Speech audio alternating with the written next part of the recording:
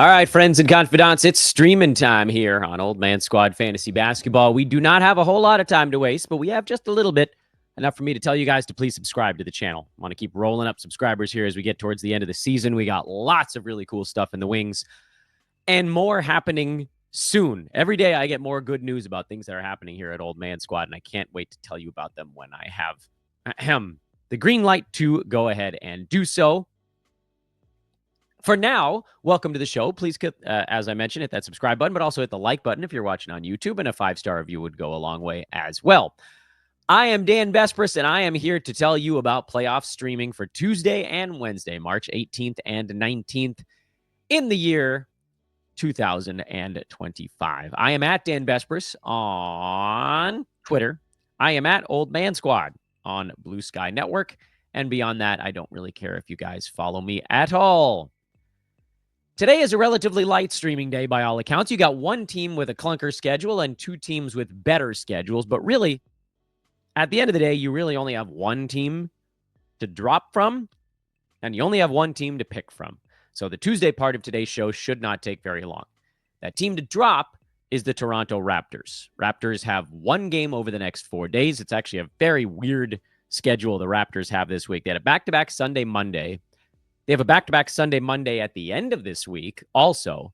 And then tucked right in the middle between two, it's like a hovering hamburger is basically what we've got right now. You got a bun, and then you got nothing, where the condiments are supposed to go, and then you got a thin slice of meat. That's a game against Golden State on Thursday. And then a whole bunch of missing condiments as well, and then another bun that's just hovering above and below the meat in the Toronto Raptors schedule burger. Why does everything I do come back to burgers? I like hamburgers. What do you want me to say? So the Raptors are a bad team to have right now, especially with all the uncertainty around who's actually going to play in their next basketball game. So unload your Raptors and target the Cleveland Cavaliers. They're really the only team with a good schedule today. Charlotte has a good-ish schedule because they play today, they're off, and then they have a back-to-back, which, you know, anytime a team can land you on one of the light traffic days, which Charlotte does, they have today and Thursday among their schedule this week. Then they play Friday, Sunday to finish it off. Cleveland, they have a game tomorrow, which is the heavy day of the week. But again, they do play today, which is the lightest day here in week 22. If you are going to target a player on one of these two teams, who should it be? I'm glad you asked. It should be someone from our friends at Bet Online, the world's most trusted betting platform, and your number one source for betting on March Madness. You're probably watching March Madness as you're listening to this podcast, as I'm telling you to go hang out at Bet Online. Whether you're a seasoned bettor or a first-time bettor, if you want to try it out, Bet Online is your ultimate game day companion. It's the great place to start. They've got everything you could want, the largest selection of odds, stats, trends, more, whatever, like props, opportunities to watch the action that you're betting on. That's the place to go if you want to get started betting because of how trusted it is and because it's that number one sports betting source. Plus, if you get in now, you got a college basketball $200,000 bracket contest for March Madness. So you might as well do that because who doesn't want to win a share of $200,000 stinking dollars? Bet Online. The game starts here. All right, I tricked you into listening to that ad, but now the names you're looking at if you're trying to pick up a Cleveland Cavalier are relatively straightforward. They're not a team with a bunch of hidden gems, so to speak. The Cavs have really like 7-ish guys that they use regularly, and 4 of those dudes are outstanding fantasy plays. Obviously, Garland, Donovan Mitchell, Jared Allen, and Evan Mobley. And then the other 3 guys are pretty fringy and largely end up on the wire, which is DeAndre Hunter, Max Strus, and Ty Jerome. There's kind of no reason to hold on to Ty Jerome when Donovan Mitchell and Darius Garland have both been in the lineup. But they got a back-to-back coming up here today and tomorrow. So who knows? Maybe one of those guys gets a day off, and maybe you get one big one out of Jerome and one quiet one. And together, that makes for a pretty damn good back-to-back stream. Max Strus and DeAndre Hunter have kind of the same role regardless of who's in and who's out. Strus is going to hit probably 2 3-pointers. He gets about 5 boards and about 4 assists every stinking night. It's incredibly consistent. And so, for a back-to-back, or if you want to hold him for 3 out of 4 ball games, you're probably going to get 6 threes. You're probably going to get 15 boards. You're probably going to get 12 assists. If that interests you, have at it. It's a nice little combination of stats that don't usually all come together. And then DeAndre Hunter, his role does change, I guess, a little bit depending on who's in and who's out. He'll get a few more shots if one of the stars does rest a game, or maybe they alternate a rest day. I don't know. Cavs have that top seed pretty well locked up out east. And Hunter's going to get you points and free throw percent. He has been able to get about as many rebounds as Max Strus of late. And, some of that has to do with Evan Mobley missing a game. Some of it's just like that's the role he's got in their bench unit. I guess if I gave Strus the boards tag here on my sheet, Hunter probably should have gotten it as well. He'll probably also get you around 4 to 5 rebounds, but he's a nice positive in free throw percent and does usually get there enough to actually make a difference. Charlotte's terrible. LaMelo Ball, by the way, is questionable. If he gets ruled out, you might throw Nick Smith Jr. onto this board as well, but the guys that I had listed were Josh Green and DaQuan Jeffries. Green is if you need a steal. Jeffries is if you need a block. That's it. It's ugly. It's gross. The options stink there. If I was going to go Charlotte, I would wait until they're back-to-back on Thursday, Friday later this week, because then at least you're going to get a Mark Williams day off, and you're going to get a LaMelo day off. And Miles Bridges is out today also, so I guess maybe that's another sort of why not like Nick Smith or Seth Curry even still on that team? I'm pretty sure he's still on that team. Someone on Charlotte is going to have to take some shots today if all those guys are ruled out. But man, if any of them is back in the next ball game, you go back to getting crap. Oof. Let's take a quick break and let's go to Wednesday.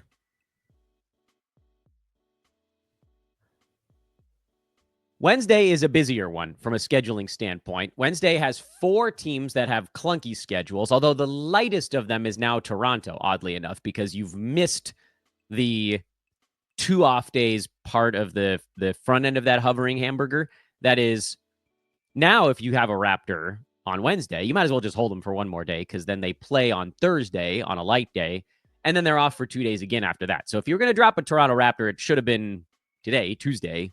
Don't wait until Wednesday to do it. So there's really 3 new teams, and their schedules all suck in varying degrees. The Clippers have the worst schedule of the bunch because they go 2 times over 7 days. It's basically a 2-game week that starts on Wednesday of this week and runs through Tuesday of next.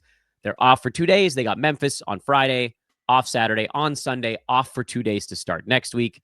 If your season's over on Sunday, it's not the worst thing in the world. They've got 2 games over 5 days. It's not good. You can get 3 games over those 5 days, but that's as good as it's going to get with one roster move. Whereas if you were looking over 7, there's actually a team that has 5 games over those 7 days. So there is a way over the entirety of those 7 for you to actually increase your games played by 3, but that's only relevant if your season goes beyond this Sunday.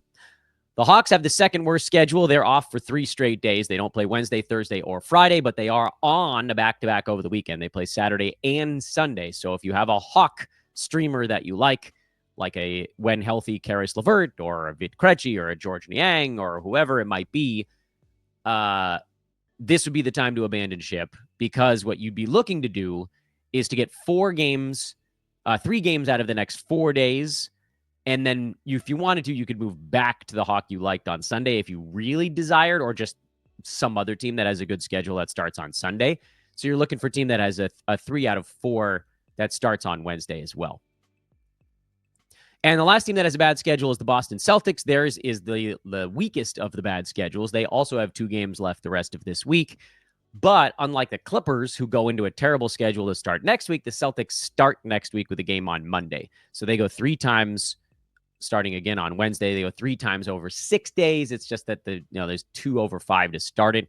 And the first of those games is on Friday. So they're off for 2 days. You can get a 2-game bump if you use a move on Wednesday and get 3 games out of 4 days instead of Boston's 1 game out of 4 days. But you're going to probably want to use a move again on Sunday, because otherwise then your advantage over Boston peels back by 1 game. Luckily, with there being 3 or 4 teams to get away from on Wednesday, there are a lot of choices of teams to go to on Wednesday. Sacramento Kings have the best schedule of the bunch. They go 5 times in 7 nights. Indiana and the Lakers have the second best schedules. They have a back-to-back, a 3 out of 4, a 4 out of 6, and a 6 out of 9, which is like the 5 out of 7, but with one more one-on, one-off in the middle. Chicago has the third best schedule. They have a back-to-back, a 3 out of 4, and a 4 out of 6. And Washington has New York has a back-to-back and a 3 out of 4, so that's actually better if your season ends at the end of this week. Washington is better if your season continues farther. The Wizards do have a 6 out of 9. It's just that their back-to-back isn't until Friday, Saturday, where the Wizards start a 5-game in 7-day stretch.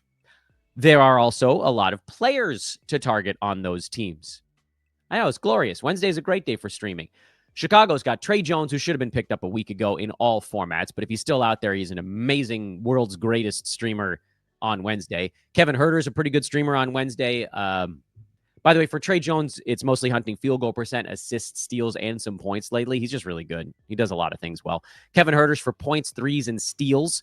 Matas Pucelis I put on my list because if you needed a couple of blocks, he probably gets you 2 to 4 of those over their 3 games in 4 nights. I wouldn't trust him to get a whole lot else, and we don't really know what's going to go on with the rotations there, especially if Josh Giddey comes back. So Kevin Huerter's probably the one that's still on your wire. That makes a lot of sense if you need points, threes, and some steals. And he's actually rebounded the ball relatively well lately, too. So I'll go ahead and give him, call it 4 rebounds a game. Not dead in the water there. Indiana, the Lakers, and the Knicks and the Kings have actually all been on our boards a lot lately. So I want to move kind of quick through those. And if you need more explanation, feel free to throw something in the comments section or just hit me up on Twitter at Dan Bespris. Also, by the way, you can see it on your screen. That's the handles. Dan Bespris, Twitter, Old Man Squad on Blue Sky. Please, mid-show here, another reminder. If you guys didn't hear me at the beginning, pause what you're doing.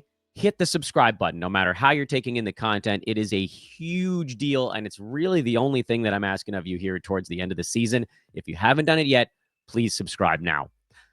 For Indiana, Aaron Nesmith for percentages, threes, and points. Most reliable, I think, in hitting threes. Benedict Mathurin, free throw percent and points. Obviously, going to go bigger if Tyrese Halliburton has to miss another ball game. The whole Pacers team pretty much missed their last one, and they won anyway. Injured star theory, baby. And then TJ McConnell will get you some field goal percent, some assists, and some steals.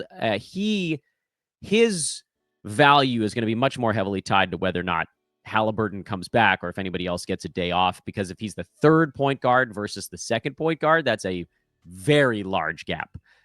The Lakers, Jackson Hayes is one of my favorites, actually, along with Tre Jones and Huerter and Nesmith and Mathurin. I actually like all of those guys. Jackson Hayes is easily your best big man stream on Wednesday, Thursday, and Saturday. With field goal percent, boards, and blocks. He's not going to score all that much, but he's shooting almost 80% over the last 2 weeks because all he does is dunk. All he does is dunk, dunk, dunk, no matter what. Boards, blocks, those are a little bit less reliable than the field goal percent, but again, given the 26, 27-ish minutes he's getting these days, he'll get some. Dalton Connect is a pretty reliable source of threes, but I wouldn't count on him for much else, so that's a really kind of a one-trick pony. Same with Jordan Goodwin, who's a steals specialist. He scored a bunch in the Lakers game against the Spurs, but you got to remember the Spurs can't guard anybody, and the next games won't be quite so simple. But Goodwin has carved himself out a pretty serious role with that team until guys come back. The Knicks do not have a streamer, so we could jump over them. The Kings have Keon Ellis, and maybe you could give a slight nod to Jake LaRavia now with Domantas Sabonis going back down. That allows the Kings to play small a little bit, but not as small as if they run Keon Ellis out there. Ellis is a steals and out-of-position blocks guy. LaRavia is steals and rebounds. Those are kind of the two things. I know I didn't put LaRavia on the list here, but hey, that's the bonus you get from listening to the podcast version of these instead of just reading the one on social media. I get to talk about more stuff if I want, even if I didn't write it down, and there's no one in this room that can stop me because my wife and kids are not home right now. Washington is the last name on the list. Justin Champagnie got bumped to the bench last night, which was super dumb and incredibly stupid and also very annoying because he had been awesome as a starter in 3 ball games, put up huge numbers, admittedly didn't shoot the ball that great in the first of them, but had 30 rebounds in those 3 games, 6 steals. He was, I don't, when you got to lose, I guess. And Justin Champagnie gave him too good of a chance to win. but he's generally a pretty good field goal percent guy, a good rebounder, a great steals dude. If we find out that Justin gets bumped back into the starting lineup, then he's one of my favorites for Wednesday. If he doesn't, then it's hard to say. Keyshawn George, probably added in your league because we've been talking about him favorably for about the last 5 weeks. He pretty much gets you every counting stat you could want on bad percentages. And then Bub Carrington is the other name I'll throw out there because I think Alex Sarr's probably rostered. I don't trust Tristan Vukcevic yet because I need to know that Richaun Holmes is going to permanently get shut down. If that does happen, then I would pivot into putting Vukcevic on this board. It's hard to know because they're going to have a back-to-back. So will Richaun play in one of those games? If so, you might get a goose egg out of Tristan, and then you're not going to want it. So that's why I put Carrington as my third choice. He's basically just an assists artist while Jordan Poole is healthy. And right now, Jordan Poole is still playing. So that's all you got to do there. And that, my fine feathered friends, is it for our streaming show here on Tuesday, covering the Tuesday and Wednesday games. Good luck. In terms of move usage, if you have 4 weekly moves, I'm comfortable with you having used 2 of them by the end of today. And frankly, I'm comfortable with you using 3 of them by Wednesday, but I wouldn't use the 4th on Thursday. You're going to want to hold that one in case somebody gets hurt. And frankly, if you can, try to hold 2 moves past Wednesday because guys get shut down or hurt or whatever, and you got to get something. You can't get a 0. And if somebody gets hurt, like if somebody gets shut down on a Wednesday or a Thursday, you really want to be able to replace them because you could still be looking at 2 to 3 games added by avoiding a 0 as opposed to making a move earlier in the week for somebody that isn't hurt or whatever. The league that I'm still in has 5 weekly moves, so it doesn't feel like it shouldn't seem like that much more, but it feels like a ton. So in that one, you can use 2 or 3 moves early in the week, and you can still have enough to kind of cover your butt later if somebody goes down. In a 4-move week, 2 early in the week should probably be the move. 1 mid-late week, and then 1 to save probably until, I would say, probably Friday. Because if somebody gets hurt on a Saturday, replacing them only gets you 1 game anyway, and you're probably going to get that gained by using your move earlier in the week regardless. So that's the kind of balancing act. Like you replace a 0, you got to be trying to replace it for 2 zeros. Because some of these other moves we're making, we're getting a 2-game bounce. Thanks for watching, everybody. Back with 2 more shows tomorrow. Question mark? Yes, period. 2 more shows tomorrow. Period. Like, rate, subscribe before you click out of the window. Find me on Twitter at Dan Vespris, Old Man Squad on Blue Sky. Good luck tonight. Hope your players do well. Try again tomorrow. So long for now.